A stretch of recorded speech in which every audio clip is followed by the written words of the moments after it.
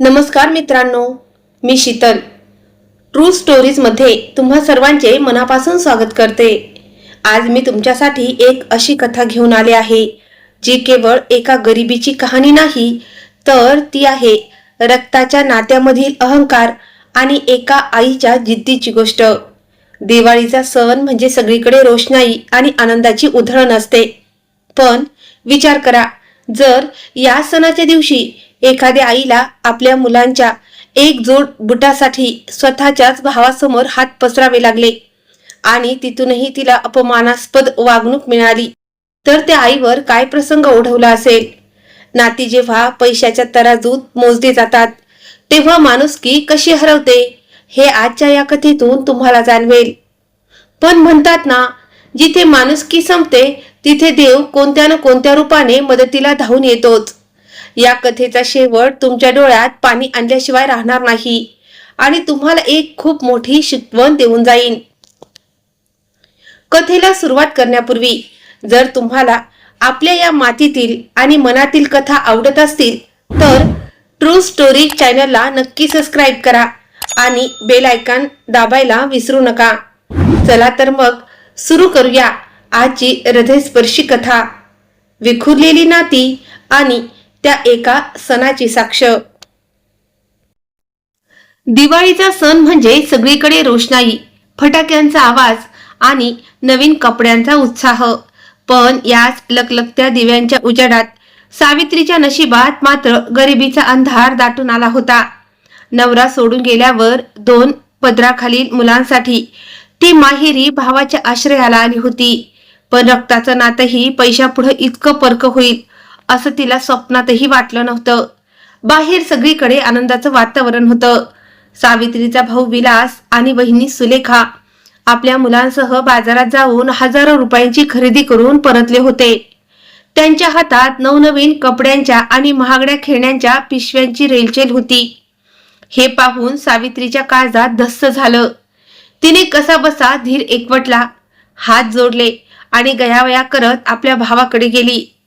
सावित्री कातर स्वरात म्हणाली, दादा, मुलांची बूट पूर्ण फाटलेत रे। उद्या ऐन दिवाळीच्या दिवशी पोरं फाटके बुट घालून कशी फिरतील? मला फक्त 1000 रुपये दे ना। कपड्यांचं कसं तरी भागून घेईन मी, जुनेच धुवून घालेन त्यांना, पण ते फाटके बूट पायात टोचतात त्यांना, तेवढे नवीन घ्यायला मदत कर। विलासने आपल्या बहिणीच्या विनवणीकडे ढुंकूनही पाहिलं नाही। त्याच्या कपाळावर आठ्या पडल्या आणि तो चिडून खेकसला। तो उर्मटपणे म्हणाला, हे बघ सावित्री, माझ्याकडे आता एक फुटकी कवडीही शिल्लक नाहीये। जे काही पैसे होते ते मी माझ्या मुलांच्या शॉपिंगवर खर्च केलेत, आणि तुला काय वाटतं माझ्याकडे पैशांचं झाड आहे का? ते फाटके बूट नीट करून घे आणि मुलांना घाल, नाहीतर मी सुलेखाला सांगतो आमच्या मुलांचे जुने जोडते तुझ्या मुलांना देऊन टाकेल। तसेही माझ्या मुलांचे जुने बूट तुझ्या पोरांच्या नवीन बुटांपेक्षा कितीतरी महागडे आणि भारी असतात। विलासच्या बोलण्यातला तो अहंकार आणि तुच्छता सावित्रीच्या काळजाला आरपार चिरून गेली। तिने मान खाली घातली, तिचे ओठ थरथरत होते, पण तोंडातून शब्द फुटत नव्हता। आपल्याच भावाकडून झालेला हा अपमान सहन करत ती तिथून तरातरा मागे फिरली। तिला भीती होती की डोळ्यातून ओघळणारे अश्रू कोणी पाहतील आणि तिची उरली सुरली आबरूही जाईल। तिचे पाऊल जड झाले होते आणि छातीत धडधड वाढत होती। जणू प्रत्येक धडधडी सोबत तिची एक आशा तुटत होती। जर तिचा पती जिवंत असता तर आज तिच्या लेकरांवर ही वेळ आलीच नसती। पण नशिबाचा खेळ बघा, पदरात 2 लहान मुलं टाकून तो जगातून निघून गेला होता। बाहेर रस्त्यांवर दिवाळीची रोषणाई झळकत होती, फटाक्यांचा आवाज कानावर पडत होता आणि लोकांच्या हसण्याचे आवाज येत होते। पण या घराच्या एका कोपऱ्यातल्या खोलीत मात्र फक्त शांतता आणि अंधार पसरला होता। विलास आणि त्याची पत्नी सुलेखा आपल्या मुलांनी आणलेल्या महागड्या वस्तू कौतुकाने पाहत होते, पण त्याच घरात राहणाऱ्या सावित्रीकडे मुलांच्या बुटासाठी 1000 रुपयेही नव्हते। हे आठवून तिचं मन तुभंगून गेलं। डोळ्यात साचलेले अश्रू आता गालावरून ओघळू लागले होते। ती आपल्या खोलीत आली आणि दरवाजा बंद करताच हुंदके देऊन रडू लागली। तिचं हे रडणं आता थांबायचं नाव घेत नव्हतं। वर्षानुवर्षाचं साचलेलं दुःख आज त्या अश्रूंच्या रूपाने जणू महापूर बनवून वाहत होतं। ती खोली छोटीशी होती, भिंतींना ओलावा आला होता आणि कोपऱ्यात एक जुनं लाकडी कपाट तिची गरिबी सांगत उभं होतं. सावित्रीने रडत रडतच आपल्या दोन्ही मुलांना देवाच्या पूजेसाठी मंदिरात पाठवलं.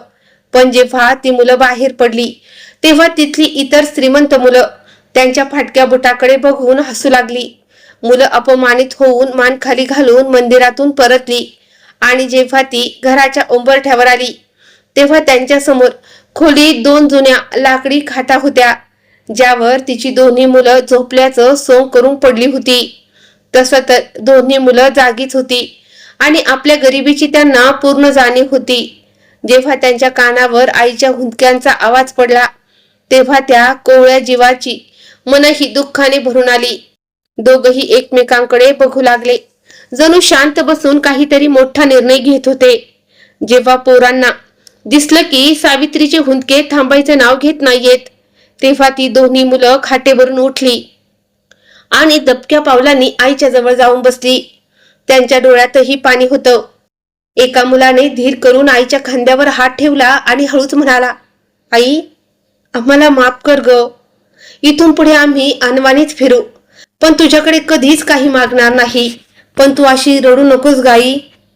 दुसऱ्या मुलानेही रडत रडत ते शब्द उच्चारले आणि आईचे हात आपल्या हातात घेतले. मुलाच्या त्या निरागस स्वरातली विवशता ऐकून सावित्रीचं काळजात जणू चर झालं.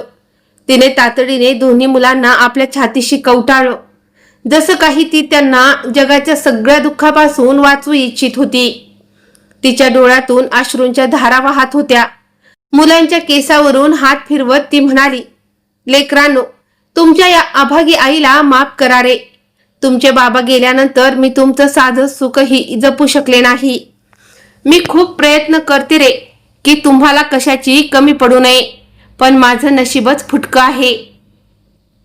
सावित्री पुढे हुंदके देत म्हणाली, मी जर बाहेर जाऊन काम केलं तर लोक तुमच्या मामाला नाना तऱ्हेच्या गोष्टी बोलतील. भीती वाटते की आपल्या डोक्यावरची ही छप्परही हिरावली जाऊ नये. आणि जर याच घरात पडून राहिले तर आपल्याला दुसऱ्याच्या तुकड्यावर जगणं भाग आहे. ही आपली मजबुरी आहे रे बाळांनो. सावित्री पुन्हा एकदा गळा काढून रडू लागली. तिच्या आवाजात असं काही दुःख होतं की दगडही विरघळून जावा. मुलांनी हताश होऊन एकमेकांकडे पाहिलं आणि पुन्हा आईच्या गळ्यात पडले. ते स्वतः रडत होते, पण तरीही आपल्या इवल्याशा हातांनी आईचे अश्रू पुसण्याचा केविलवाना प्रयत्न करत होते. त्या अंधाऱ्या खोलीत त्या तिघांच्या हुंदक्यांचा आवाज घुमत होता. घराबाहेर दिवाळीचा आनंद ओसंडून वाहत होता, पण घराच्या आत मात्र गरिबी, लाचारी आणि विवशतेचा शोक पसरला होता. सावित्री किचनमध्ये गौरवसाठी सरबत बनत होती, पण तिचं लक्ष मात्र बाहेरच्या ओसरीवरच होतं. तिला सारखं वाटत होतं की मुलं झोपली आहेत तर आपण पटकन इस्त्री करून घ्यावी. तिने घाईघाईने सरबताचा पेला गौरवच्या हातात दिला आणि ती धावतच ओसरीवर आली. पण तिथे येताच तिच्या पायाखालची जमीनच सरकली. हवेत कापड जळाल्याचा उग्र वास पसरला होता. सावित्रीने पाहिलं तर काय, ज्या जुन्या कपड्यांना ती आपल्या पदराने स्वच्छ करून मोठ्या आशेने इस्त्री करत होती, त्या कपड्यांवर गरम इस्त्री तशीच पालथी पडली होती. तिने थरथरत्या हाताने इस्त्री उचलली तर त्या दोन्ही कुर्त्यांना मधोमध मोठं भोक पडलं होतं. ते कपडे पूर्णपणे जळून कोळसा झाले होते. सावित्रीला हुंदका आवरता येईना. तिचे डोळे विस्फारले गेले. हे कसं झालं? मी तर इस्त्री नीट बाजूला ठेवली होती. ती स्वतःशीच पुटपुटली. बाजूला उभ्या असलेला गौरव मख्ख चेहऱ्याने तिच्याकडे बघत होता. सावित्रीने त्याच्याकडे पाहत विचारलं, बाळा गौरव, तू याला हात लावलास काय रे? गौरवने मोठ्या दिमाखात उत्तर दिलं, हो, मीच ठेवली ती इस्त्री कपड्यांवर. तुला सरबत बनवायला सांगितलं होतं ना, मग तू काम सोडून का गेलीस? तसंही ते घाणेरडे आणि जुने कपडे घालून तुझी मुलं उद्या आमच्या पाहुण्यांसमोर आमची इज्जतच घालवणार होते. बरं झालं ते जळाले.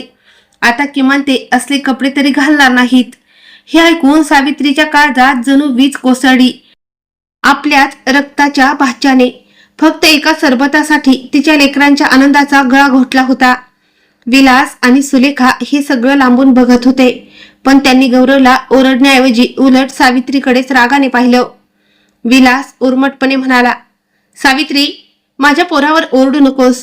तो जे बोलला ते खरंच आहे. तुझ्या फाटक्या नशिबाचं प्रदर्शन आमच्या घरात मांडू नकोस. तुला जर मुलांचे कपडे इतकेच प्रिय होते तर त्यांना एकटं सोडून जायचं नव्हतं. आता उद्या तुझे मुलं काय घालतील हे तू बघ. माझ्याकडे पुन्हा पैसे मागायला येऊ नकोस. सावित्री तिथून काही न बोलता ते जळालेले कपडे छातीशी कवटाळून आपल्या खोलीत पळाली. खोलीत तिची दोन्ही मुलं गाढ झोपेत होती. उद्या सकाळी उठल्यावर जेव्हा ती नवीन कपड्यांची विचारणा करतील तेव्हा त्यांना काय सांगायचं हा विचार करून तिचं शरीर भीतीने थरथरू लागलं. तिने देवासमोर हात जोडले आणि विचारलं, देवा, गरिबीची थट्टा करायला तुला हीच वेळ मिळाली होती का? दुसऱ्याच्या आश्रयाला राहून जगणं किती कठीण असतं हे आज मला कळलंय. माझ्या पोरांचा काय दोष होता रे? बाहेर दिवाळीच्या रात्रीचे फटाके वाजत होते, पण सावित्रीच्या आयुष्यात मात्र फक्त राखेचा आणि अंधाराचा ढीग उरला होता. तिने त्या जळालेल्या कपड्यांकडे पाहिलं आणि शांतपणे एक निर्णय घेतला. सकाळी सण असूनही सावित्रीच्या नशिबात मात्र दुःखाचीच पहाट उजळली होती. तिने काल रात्रभर डोळ्यात तेल घालून ज्या जुन्या कपड्यांना इस्त्री केली होती त्या कपड्यांना आता मोठमोठी भोकं पडली होती. गौरवने हळूच इस्त्री तिथेच ठेवून दिली आणि काही झालं नाही असा चेहरा करून तो तिथून सटकला होता. सावित्री जेव्हा सरबत घेऊन बाहेर आली तेव्हा तिची नजर त्या जळालेल्या कपड्यांवर पडली आणि ती अक्षरशः सुन्न झाली. तिच्या हातातल्या सरबताचा पेला गळून खाली पडला. ती धावत त्या कपड्यांकडे गेली, पण कपडे पूर्णपणे जळून कोळसा झाले होते.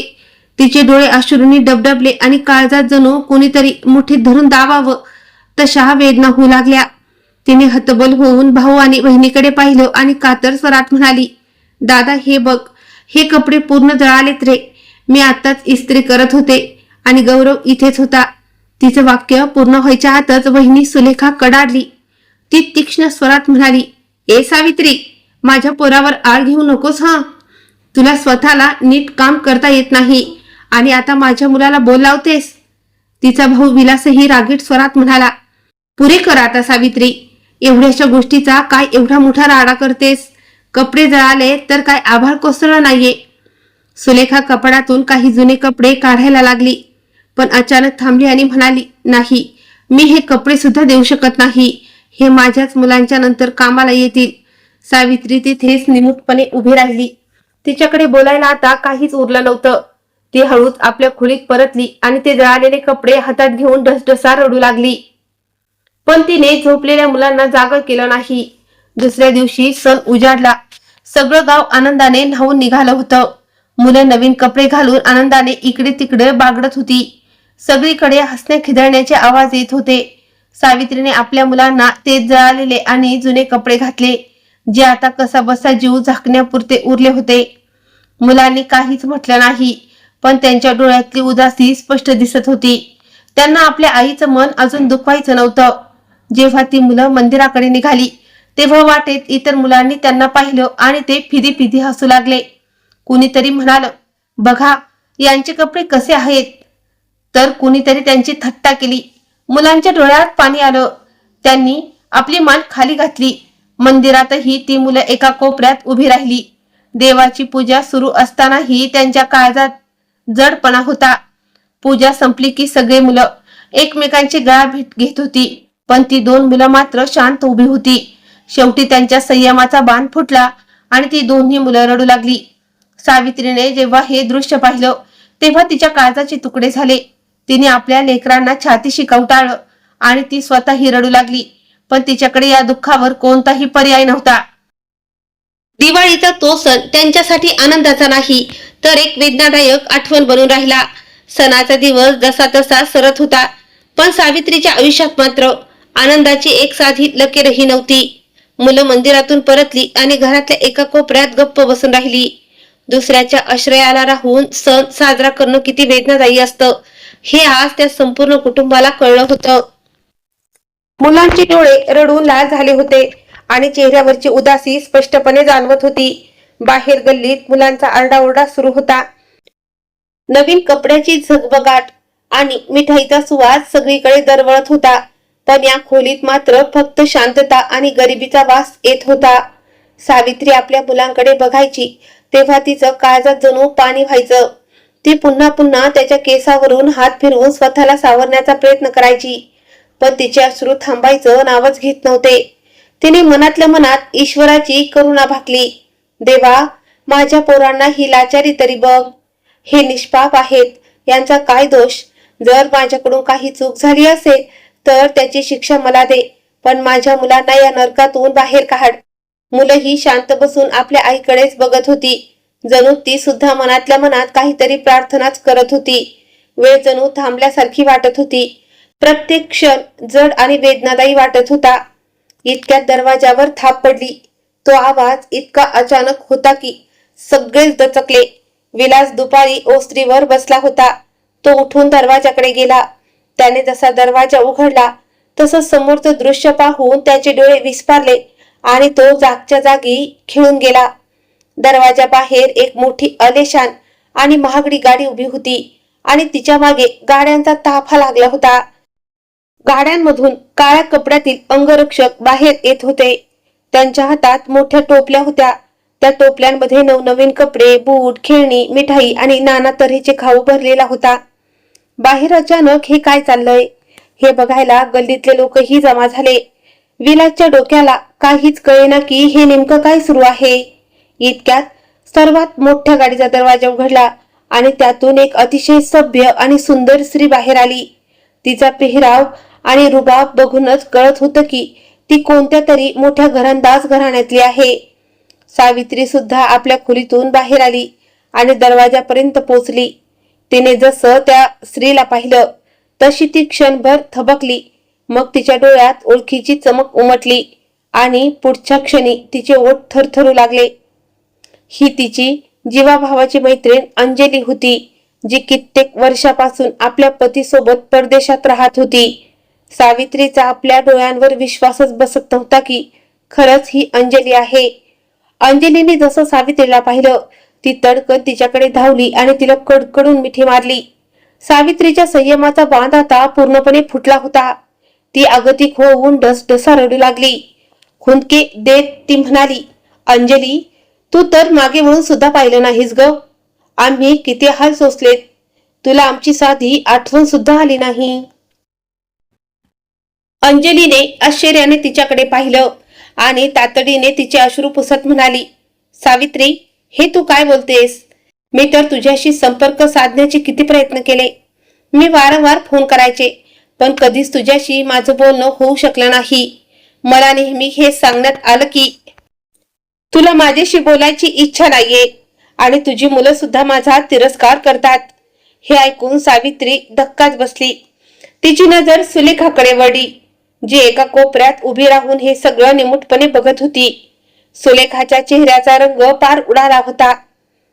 विलास सुद्धा हे सगळं ऐकून सुन्न झाला. अंजलीने अतिशय कठोर स्वरात विचारलं, वहिनी, हे सगळं काय आहे? माझ्या आणि माझ्या भावाच्या कुटुंबात ही भिंत का उभी केली गेली? सुलेखाकडे यावर कोणतंही उत्तर नव्हतं. तिने शर्मेनं मान खाली घातली. विलासलाही आता आपल्या चुकीची जाणीव झाली होती. तो सुद्धा अपराधी भावनेने मान झुकवून उभा होता. अंजलीने आपल्या अंगरक्षकांना इशारा केला तशा त्या सगळ्या मोठ्या टोपल्या घराच्या आत येऊ लागल्या. जुन्या आणि फाटक्या वस्तूंच्या जागी आता नवीन कपडे, बूट, खेळणी आणि सणाचा सगळा आनंद तिथे हजर झाला होता. अंजलीने सावित्रीच्या मुलांना जवळ बोलावलं. ती मुलं सुरुवातीला थोडी घाबरत जवळ आली, पण अंजलीने त्यांना मायेने जवळ घेतलं आणि म्हणाली, बाळांनो, आजपासून तुम्हाला कधीही कशाचीही कमी पडणार नाही. तुम्ही माझ्या भावाची अमानत आहात आणि आता तुमची सर्व जबाबदारी मी घेते. मुलांच्या डोळ्यात कित्येक वर्षांनी आनंदाची चमक दिसली. सावित्री हे सगळं बघून देवाचे आभार मानू लागली. तिची प्रार्थना देवाने ऐकली होती. विलास आपल्या पत्नीच्या वागणुकीमुळे मनातून पूर्णपणे खचला होता आणि त्याला आपल्या चुकांची तीव्र जाणीव होत होती. त्या दिवशी खऱ्या अर्थाने त्या घरात दिवाळीचा आनंद परतला होता. सावित्रीच्या मुलांच्या चेहऱ्यावरचं ते हसू परतलं होतं, ज्याची ते वर्षानुवर्ष वाट पाहत होते. जेव्हा अंजली घराच्या आत आली आणि तिने सावित्री आणि मुलांची परिस्थिती जवळून पाहिली, तेव्हा तिचे पाय जणू जमिनीलाच खिळले. त्या ओलसर भिंती, जुन्या फाटलेल्या गोधड्या, मुलांचे ते जळालेले कपडे आणि त्यांच्या चेहऱ्यावरची ती लाचारी बघून अंजलीच्या काळजात पाणी झालं. अंजलीला आपल्याच भावाच्या घरात आपल्या वहिनीची आणि मुलांची ही अवस्था पाहून स्वतःच्या डोळ्यांवर विश्वासच बसत नव्हता. तिच्या डोळ्यात पाणी आलं आणि ती गहिवरून सावित्रीच्या जवळ जाऊन बसली. तिचा हात हातात घेतला. सावित्रीची ही दयनीय अवस्था पाहून अंजलीचं मन हेलावून गेलं. ती मायेनं म्हणाली, सावित्री, हे सगळं तू एकटीने कसं सहन केलंस ग? मला एकदा तरी सांगायचं होतंस ना. सावित्री रडत रडत फक्त एवढंच म्हणू शकली की मला कधी संधीच दिली गेली नाही ग. अंजलीने तिथेच एक मोठा निर्णय घेतला. तिने ठरवलं की आता सावित्रीला आणि तिच्या मुलांना या नरकात ती एक क्षणही ठेवणार नाही.